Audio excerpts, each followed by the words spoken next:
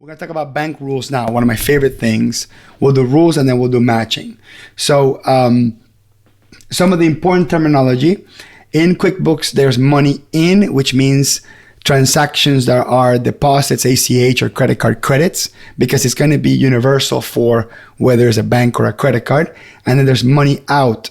Bank debits, checks, credit cards, expenses, ACH out, wire out, that sort of thing. The reason why this is important because QuickBooks Online can only create rules within the context of money coming out or within the context of money coming in. So you have a vendor that brings money out and in on the same category. You still have to create two separate rules for that one vendor, even if the transactions look identical.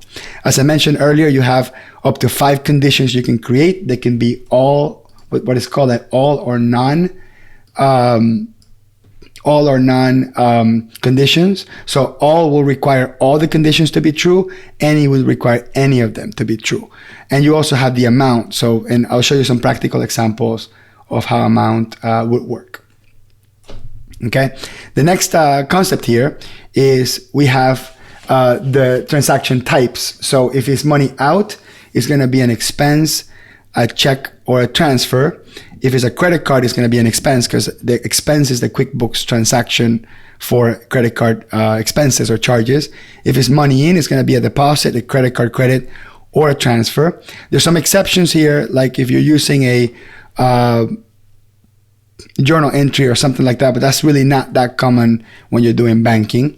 Payee is going to be a vendor or a customer, an employee as well, but typically employees is for paychecks. Account or category basically means chart of accounts.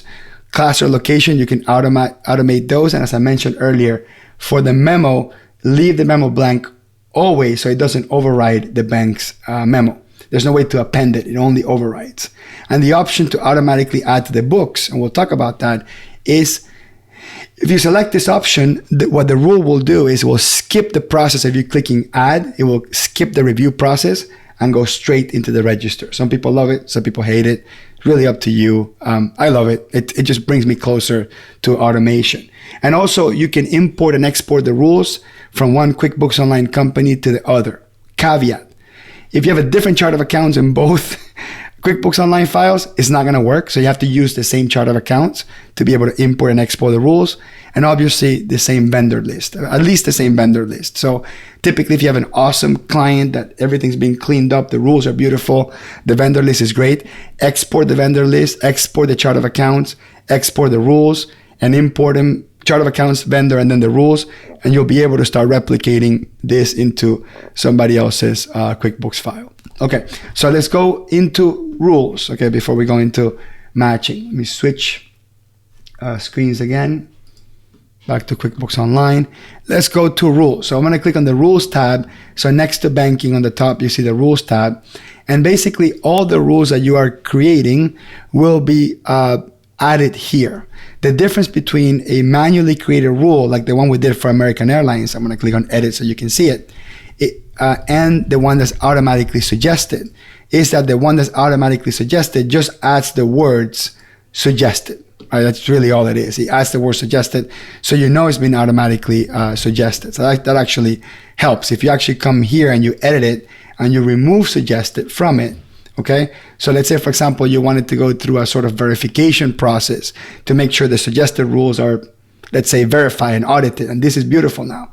So what you want to do is you want to remove suggested, click on save, and then once you go into your workflow, you look at this and you're like, okay, that's no longer one that's pending for me to review, or something like that. Somebody's asking how long is this webinar? It's 2 hours. So it should end around 2:50 p.m. Eastern, closer to 3. But we have another webinar at 3. Okay, so these are the rules here, and these are the ones that have already been created. Now, under batch actions is basically you can delete them. So if you want to delete the rules, you click on delete. Now let me show you something else real quick. Let me go into banking, and let me sorry, I needed to breathe for a second. Let me show you something. Let's say, for example, we got these transactions, these Google transactions, and we're looking at them here, Google storage. So I'm going to come in here And I'm just going to copy the memo here. I'm going to go into rules, but what I'll do is I'm going to hit Control Copy on rules, so it opens up in a separate tab. So I have it into 2 tabs. And I'm going to go to Create Rule, and I'm going to create a rule for Google. So Google Storage. So I'm going to say bank text. If it says Google Storage, so I'm only using a portion of it. So if it says Google Storage in the bank text, right? I just need one line.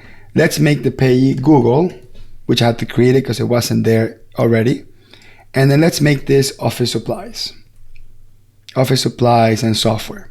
Okay. So I'm saying this is the rule name, which is inconsequential. It's just internal information. Okay. Bank text, it's the text that's coming through the bank. I'm typing it in here. I'm telling it which is the payee, and I'm telling it which is the category. And I'm not doing the auto add. I'm doing the manual review. And I'm going to click on save. Once I do this, my rule has been set up. I go back into banking, and then I should see now my Google be automatically selected. Now, what happens if there's more than one Google thing? There's Google Storage, Google Apps, Google whatever else. We're going to have multiple rules for Google. Let me see if that's even a thing in my credit card here. I don't remember. This is actually my actual credit cards. There's a lot of things in here. Let me see if there's anything else under the word Google. Okay, no, it's all Google Storage. So this is not the best example here. It's all Google Storage, but we can find a vendor that has multiple. Okay, this is a good example here. Actually, this is the best example. Let's do Home Depot. Notice that there's 2 Home Depots here. Home Depot 201 and Home Depot 6326. Now, those store numbers, they might be contextual. So for example, business owner says, hey, by the way, there's a Home Depot next to my office. That's Home Depot 6326. And you can search them. You can Google Home Depot 6326 and I'll give you the address. That one is business. If you see anything coming out of the Home Depot, that's business, that's materials, that's office supplies, repairs and maintenance, whatever. But if you see one that says 209, that's personal. Okay, so then you have to create 2 separate Home Depot rules in this case. So let's leave it here. Let me go into rules here and go to add new. So we'll do Home Depot 209, and I'll copy the rule name into the description. Again, the rule name is just internal information. And then I'm going to go to payee, put Home Depot. And let's say he said the 209 was personal. So I'm going to go to category. Let me go to personal, and I have my chart of accounts contains all personal stuff here too. So it makes it really easy. So I think this is like personal purchases, for example, or there's all other things like personal stuff for the house. I already have an equity account, pretty extensive equity account for all personal stuff. So let's say Home Depot 209, it's personal.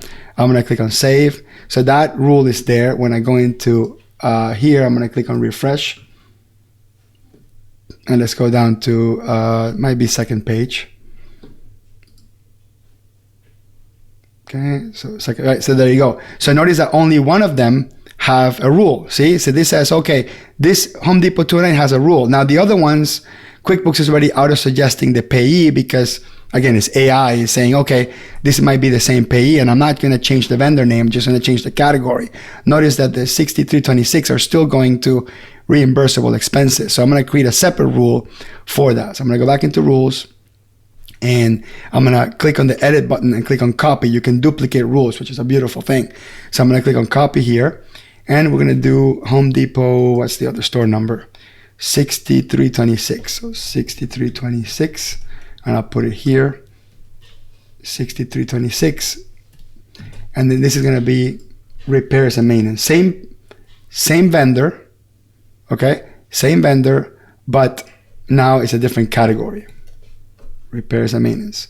Same vendor, different category. That's okay. So I can have the same vendor, different category. I don't need to mix vendors in this case. I don't need to create 2 separate vendors. Under the old system, you have to have a different vendor name if you want them to work differently. This rules actually allows the same vendor to have 2 different things altogether. So I'm going to click on save, and then I'll go back into banking here, and I'll click on refresh. And just have to go forward 1 page. And let's find Home Depot. And there it is. See, this right here has it. Now, for some reason, this one didn't pick it up. That's curious. Check that out. That's weird. That's a weird anomaly. This middle one, oh no, actually that's not weird.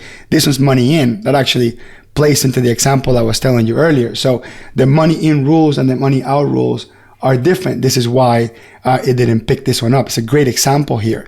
So if I wanted to pick this one up as well, I gotta go into my rules. I have to look at the 6326, copy it, okay, and change this to a money in rule. That's what makes a lot of sense there. And notice the transaction type is different now. And then on the rule name, I'll just add money in. There's usually a lot less money in rules than money out rules, by the way. Maybe. It depends.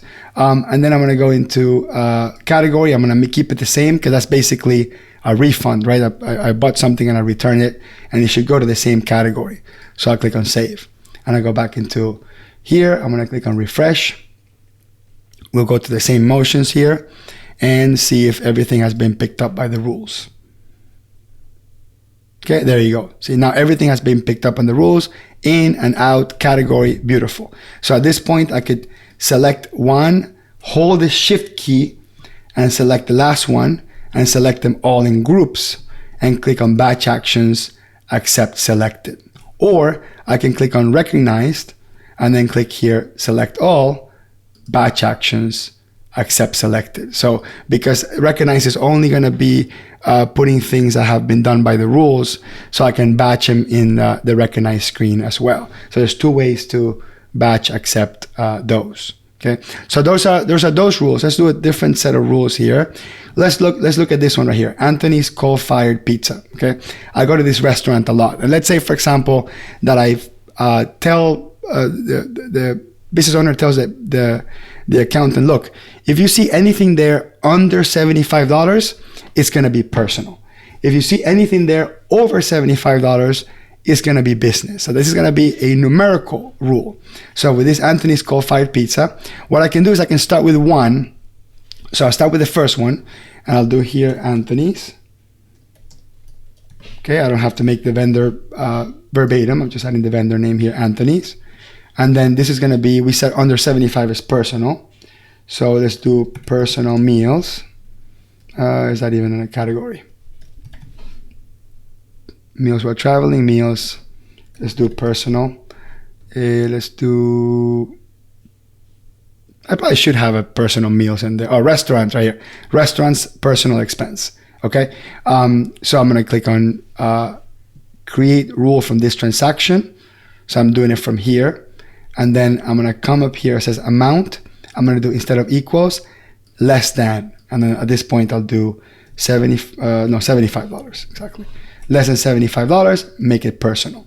We'll call this Anthony's less than 75. Okay. And then I'll make this rule, hit save. Okay. And then I'm going to go back into my rules, hit refresh here. There's Anthony's. I'm going to click on the drop down menu and click on copy. And then we'll make this Anthony's more than $75. At this point, I actually don't need to do any dollar amount whatsoever because it will catch everything else. And we'll make this meals with for clients and events. Meals for clients and events. There you go. So I don't actually need to put a numerical dollar value in this one because by default, it will pick this one up. So I'll show you how that works. And I click on save. So notice I have both rules here, less than and more than. If you remember, the more than didn't have any numerical value. So if I'm going to click the drop down and push it up, this is called prioritization of rules. So if I make the more than 75, actually, I'm going to edit that. I'm going to do Anthony's all, make it easier. Okay. I'm going to call it Anthony's catch all, make it just easier to understand. So all my Anthony's of every dollar value will go into that expense category. I'm going to go back into bank, hit refresh, and see what happens. So they're all going into meals for clients. Let me expand this, collapse that, and expand this. Okay, notice everything is going to meals for clients. Okay, even though there are some here under $75. The reason for that is because of prioritization. That's a tough one for me. So the reason for that is because in here, let me zoom this in a little bit. In here, I'm putting the catch-all on top of the one that's less than $75. I would have to make the one less than $75 a bigger priority on top of the catch-all, so it catches that first before doing any categorization. So it's just changing the order, literally just changing the order here. So I'm gonna go back into bank credits and then click on refresh. And then once I go down into Anthony's, there you go. There's the mixture. You see that? So we see some things, this $39.47 is going into owner's personal expenses, and the 61, and the other ones are going into advertising and promotion, meals for, meals for events and clients. So I'm gonna click on recognize, select all, batch actions, accept. Beautiful thing. I mean, if this doesn't get you excited, you have no soul. Anyway, so let's do a couple of more batching all within the context of doing things in batch without necessarily creating rules. So for example, this one here is called AMC Western AMC Online. This is movie theater. So this is personal use. So I don't have to necessarily create a rule to do things in batch. I can select one of them, and then I can hold shift and select the last one. That will select a whole bunch in a group. I can go to batch actions. I can click on modify selected. And under payee, I'm gonna call this AMC, whatever it is, right? AMC movies. Okay, and then I click on save. And then on the categories, we'll do personal, whatever, right? So personal, let's do sort of my default one here, all other personal expenses. And then I click on apply. What this will do is it will automatically move all those in batch to that vendor, to that category. I go to batch actions, accept. So I can do it in batch, but it won't create the rule. So if it shows up again, I still have to do something with it. Let's do an example of that. Let's look at this one. This one here called arepas. Okay. Actually, this might be a good example. I'm gonna change it to. Let me hit refresh here for a second. I'm going to show you something. So this is the actual name of the restaurant. It's called Arepas, and it has SQ in front of it, which means it's square. It was a square POS system. If I click on the gear menu, and I don't know why the gear menu is not wanting to function. Come on, gear menu. Let me put this back at 100%. Refresh one more time. Yeah, so there it is. Okay, the gear menu is working now. So if I take out show bank details, notice that what QuickBooks will do now is completely change. Look, it's changing the name of my vendor. It took out the apostrophe S. Now, I don't know if that's any context, but it changes things. But arepa is the name of a food. Like, I don't know.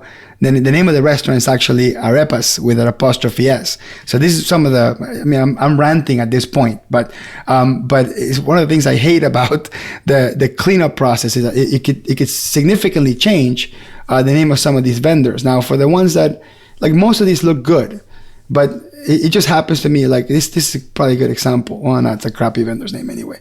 But I think it's getting better, but I'll rant to say that I don't want QuickBooks to change it for me. So I'm going to do show bank details, and I want the raw data from the bank. Anyway, so I'm going to show you this. I'm going to select maybe 4 of them, and I'll leave 2 open here. So I'll leave the last 2 open. So and I'm going to go to modify selection, payee. I'm going to put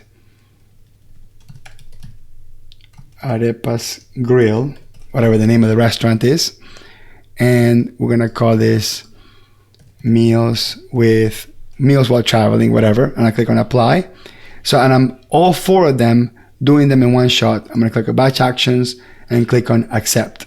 Now QuickBooks learns, notice that it just learned that it should be a different category. So it recategorized the other ones, but it didn't create a rule, and it didn't batch them, and it didn't even do the vendor.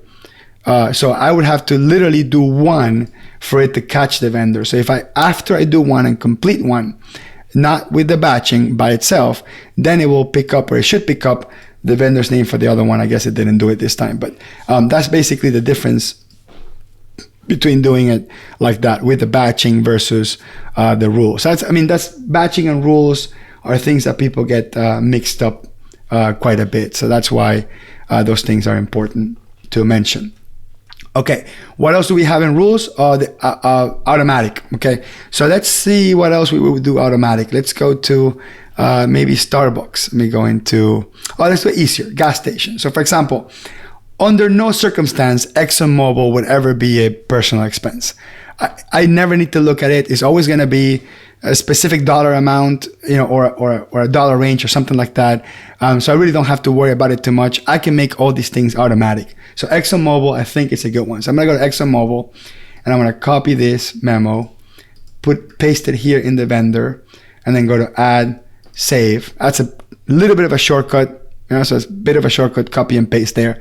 And then we'll make this auto and fuel. But then I'm going to go to create rule from this transaction. And I'm just going to say, look, as long as the amount is less than, let's say, $120, I'm pretty confident that this ExxonMobil is going to be a gas type of transaction. So I usually do these type of thresholds, like $100, $200, that sort of thing, depending on the context, of course. And then I'm going to go to auto categorized, auto add. This is the one thing that makes some accountants poop their pants. Okay, what this does is skips the process of accepting anything, and it goes straight into the bank register. Okay, at first there used to be a lot of pushback. Accountants were like, no way ever I would do this, and I'm seeing more and more people using it because some vendors are the same thing over and over. Some payees are the same transaction essentially over and over. So is there really any need to sit there and click accept, So I'm going to do auto categorize and then click on save. And you will notice that now you have to notice this before it goes away. It says 10 transactions were added, and that was really quick. Maybe you missed it. 10 transactions were added automatically. When I go down and look for ExxonMobil, let's look for my E's. My E's are not there anymore. Let's do the same thing with Chevron. Look. I got Chevron here. I'll do the same thing with Chevron. Look at all the Chevrons that I have. By the way, sometimes I think that we work for the gas companies. When I look at these, all these expense categories, it's always so much money goes to gas company. Anyway, off my rant. So I'm going to go here and click on copy. And I'm going to call this one, what was it? Chevron. And we'll do here Chevron, again, under $120, payee, Chevron. At this point, some people have told me, Hector, I don't create a vendor for each gas station. I actually just create a vendor called gas station. I'm okay with that. I'm actually okay. I'm okay with having a generic one that says Chevron, or a generic one a generic one that says gas station, generic one that says restaurant. I'm okay with that if I keep my memo and I'm able to see it through the memo. But in this case, I'm doing two separate ones. So I'm going to click on save. And whoops, I messed up. I didn't do the automatic, but we'll go back and take a look at that. So if I go back into the banking side, it's going to the banking.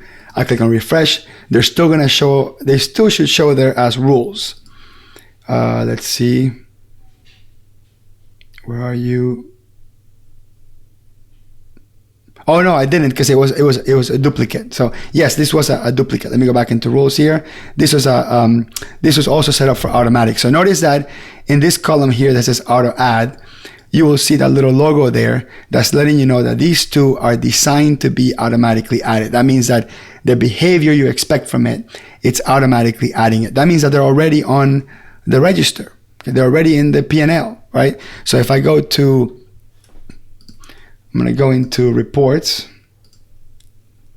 and I go into profit and loss, and I'll do here all dates, and I click on reports.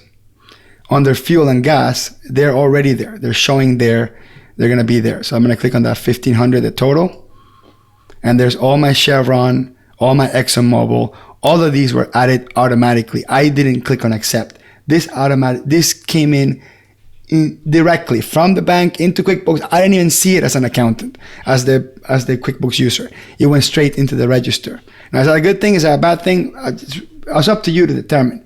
But if I go into if I go into banking and then I go into reviewed,